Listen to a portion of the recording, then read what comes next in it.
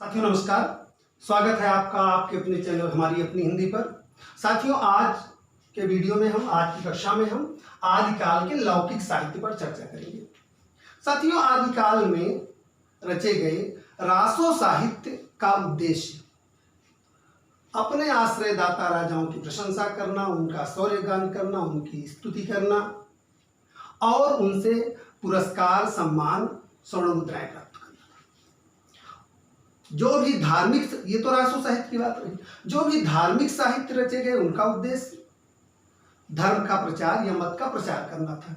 लेकिन आदिकाल में कुछ ऐसे साहित्य भी रचे गए जिनका उद्देश्य इन दोनों से अलग था, जिनका उद्देश्य स्वांतः सुखाय था, जिनका उद्देश्य राजाओं की कृपा प्राप्त करना नहीं था, जिनका उद्देश्य धर्म का प्रचार करना नहीं था।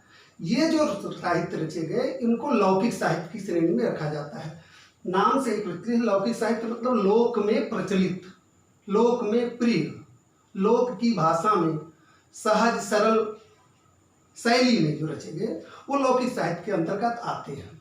लौकिक साहित्य के अंतर्गत साथियों आज हम प्रमुख जो ग्रंथ हैं आदिकाल के उन पर चर्चा करेंगे। आइए हम चर्चा शुरू करते हैं। मुख्य बिंदुओं को हमने लिख लिया है, जिन पर चर्चा करते हुए हम आगे बढ़ते हैं। लौकिक साहित्य के अंतर्गत साथियों पहला ग्रंथ है ढोला मारूरा दूहा।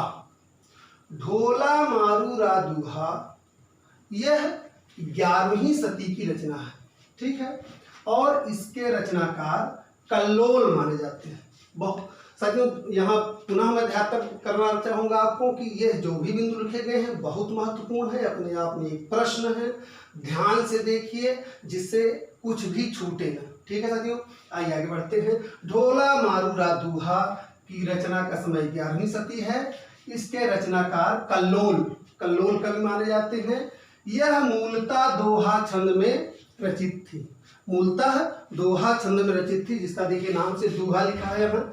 जिसमें क्या हुआ, जिसमें बाद में 17वीं शताब्दी में कुशल राय, यह भी नाम ध्यान रखिए, कुशल राय ने कुछ चौपाइयां जोड़कर इसका विस्तार किया। ठीक है, इसके मूल रचनाकार कल्लोल कवि हैं, लेकिन बाद में 17वीं शताब्दी में इसमें कुछ चौपाइयां जोड़कर कुशल राय ने इसका विस्तार किया। तो यह दो बिंदु महत्वपूर्ण है। यह मूलतः कल्लोल की रचना है, दूसरी यह है कि पहले दोहा छंद में थी, बाद में कुशल राय ने क्या किया, इसका विस्तार किया, इसमें चौपाइयां जोड़ दी। आगे देखिए इसको। राजस्थान में प्रचलित लोकप्रिय प्रेम काव्य है। साथियों यह राजस्थान के गांवों में, पूरे राजस्थान में बहुत चर्चित है और लोक में प्रचलित है। यहाँ तक कि प्रेमी प्रेमिका नवयुवक इस प्रेम ग्रंथ के, इस प्रेम कथा के जो नायक नायिका हैं उनको अपना आदर्श मानते हैं। अब आइए इनके नायक नायिका के बारे में देखते हैं। इसके राजकुमार ढोला और राजकुमारी मारवाड़ी की प्रेम कथा का वर्णन है। साथियों इसमें राजकुमार ढोला और राजकुमारी मारवाड़ी का बाल विवाह हुआ रहता है, बाद में दोनों का विरह होता है। राजकुमारी मारवाड़ी तमाम माध्यमों से अपने पति राजकुमार ढोला को संदेश भेजती है, विरह संदेश भेजती है, लेकिन उसकी सौत जिसका नाम था मालवड़ी, वो क्या करती है, संदेश वाहकों को मरवा देती है। बाद में ये जो लोकगीत घूम के गाते हैं ढाढ़ी लोग, ढाढ़ियों के माध्यम से मारवाड़ी का संदेश राजकुमार ढोला को प्राप्त होता है और अंत में दोनों का मिलन होता है। तो यह तो रही बात ढोला मारूरा दूहा की। आइए हम दूसरी रचना की ओर बढ़ते हैं। यह है वसंत विलास। ये साथियों 13वीं सदी की रचना मानी जाती है। यह शुद्ध श्रृंगारी रचना है, शुद्ध श्रृंगारी रचना है। इसके रचनाकार का कोई पता नहीं है, इसके रचनाकार अज्ञात हैं। सर्वप्रथम इसका संपादन केशवलाल हरसाद राय ने किया था। किसने किया? सर्वप्रथम संपादन केशवलाल हरसाद राय ने किया। इसमें क्या है, विषय क्या है, वसंत और उसके विलासपूर्ण प्रभाव का वर्णन किया गया है। जहाँ रासो काव्यों में वीर रस के वर्णन में कर्कश और रोजपूर्ण भाषा, वहीं आप देखिए वसंत विलास में, कोमल कांत पदावली में ऐसी भाषा है जो वास्तव में, एक शब्द आप ये देखिए, विलासपूर्ण प्रभाव, वसंत ऋतु और उसका विलासपूर्ण प्रभाव कोमल कांत पदावली में किया गया है। अब आइए साथियों अगले ग्रंथ की ओर देखते हैं। कुवलय माला कहा, कुवलय माला कहा, यह 9वीं शताब्दी की रचना है। साथियों यहाँ यह ध्यातव्य है कि कुवलय माला कहा, कहा से तात्पर्य कथा से, कुवलय माला कहा ये 9वीं शताब्दी की रचना है। जो महत्वपूर्ण बिंदु ये है कि ये गद्य रचना है। ठीक है साथियों, यह गद्य रचना है। इसके रचनाकार उद्योतन सूर्य है। कौन है? इसके रचनाकार उद्योतन सूर्य हैं। अब इसकी देखिए मुख्य बात क्या है। इसकी मुख्य बात यह है कि यह अपनी भाषा के कारण बहुत चर्चित रहा है। अपनी भाषा के कारण इसमें 18 देसी भाषाओं का उल्लेख, इसमें 18 देसी भाषाओं का उल्लेख है, जिसमें पश्चिमी राजस्थान की एक भाषा मरुभाषा का भी उल्लेख है। तो ये कुवलय माला कहा की बात रही। आइए राहुल बेल को देखते हैं। राहुल बेल भी परीक्षा की दृष्टि से बहुत उपयोगी ग्रंथ है। इसको आप बहुत ध्यान से देखिए। यह 10वीं शताब्दी की रचना है। ये रोड कवि के रचनाकार है। परीक्षा में पूछा जा चुका है, कई बार पूछा जा चुका है। राहुल बेल के रचनाकार रोड कवि हैं। यह शिलांकृत कृति है। यहाँ ध्यान दीजिए, शिलांकृति मतलब पत्थरों पर, शिला मतलब पत्थर, पत्थरों पर इसकी जो है लिपियां अंकित हैं। यह चंपू काव्य है। चंपू काव्य जैसा कि आप अवगत हैं क्या है, गद्य पद्य मिश्रित रचना को चंपू काव्य कहते हैं।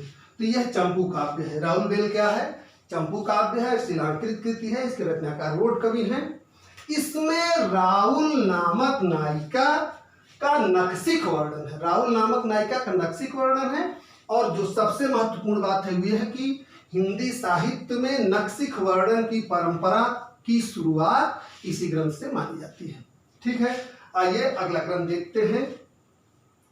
यह भी राहुल बेल भी क्या है साथियों, यह भी आप देखिए जो महत्वपूर्ण है ये कि यह चंपू काव्य है, गद्य और पद्य मिश्रित रचना है। ठीक है, ये आप देखिए उक्त व्यक्ति प्रकरण, उक्त व्यक्ति प्रकरण, उक्त व्यक्ति प्रकरण 12वीं शताब्दी की रचना है। इसके रचनाकार हैं दामोदर शर्मा। इसके रचनाकार कौन है? दामोदर शर्मा। यह साथियों व्याकरण ग्रंथ है। ध्यान दीजिएगा, प्रत्येक बिंदु महत्वपूर्ण है। इसके रचनाकार उक्त व्यक्ति प्रकरण के दामोदर शर्मा हैं। यह व्याकरण ग्रंथ है और यह मैथिली हिंदी में रचित है। अब इसमें देखिए इसका विषय जो है, इसमें बनारस और उसके आसपास के प्रदेशों की संस्कृति का वर्णन किया गया है। तो साथियों हमने यहाँ ढोला मारूरा दूहा, वसंत विलास, कुवलय माला कहा, राहुल बेल और उक्त व्यक्ति प्रकरण को देख लिया। अब आइए अगली रचना को देखते हैं। साथियों वर्ण रत्नाकर का रचना काल 14वीं शताब्दी माना जाता है। इसके रचनाकार हैं ज्योतिरीश्वर ठाकुर। वर्ण रत्नाकर महत्वपूर्ण ग्रंथ है, परीक्षा के दृष्टि से महत्वपूर्ण है, परीक्षाओं में आ भी चुका है।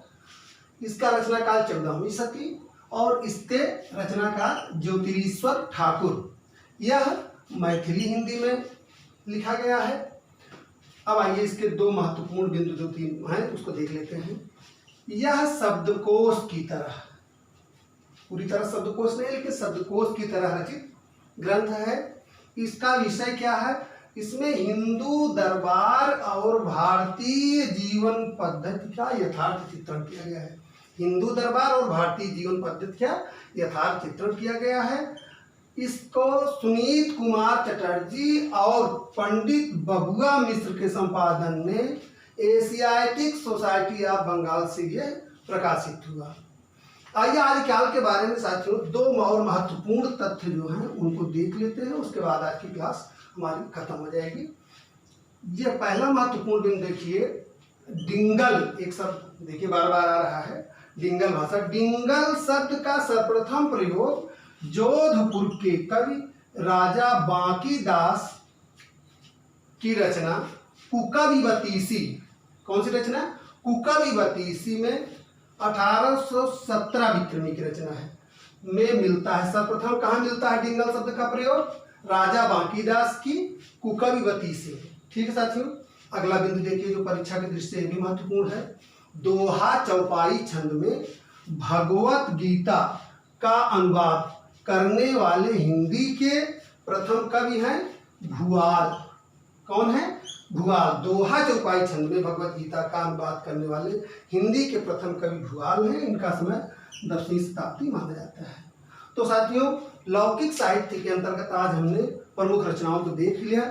लौकिक साहित्य के अंतर्गत विद्यापति की पदावली और अमीर खुसरो की भी रचनाएं आती हैं, लेकिन चूंकि विद्यापति और अमीर खुसरो पर एक अलग वीडियो बनेगा तो उसमें हम उसके बारे में आपको विस्तार से बताएंगे। ठीक है साथियों, तो आइए आज के प्रश्न की ओर बढ़ते हैं। साथियों, आज का प्रश्न है, आल्हा खंड के नाम से कौन सा रासो प्रसिद्ध है? प्रश्न एक बार फिर से सुने। आल्हा खंड के नाम से कौन सा रासो प्रसिद्ध है? इसका उत्तर आप कमेंट बॉक्स में जरूर दीजिए, हमें प्रतीक्षा रहेगी। अपनी तैयारी करिए, पूरी ईमानदारी से तैयारी करिए और सफल होइए। फिलहाल आज के लिए इतना ही। धन्यवाद, नमस्कार।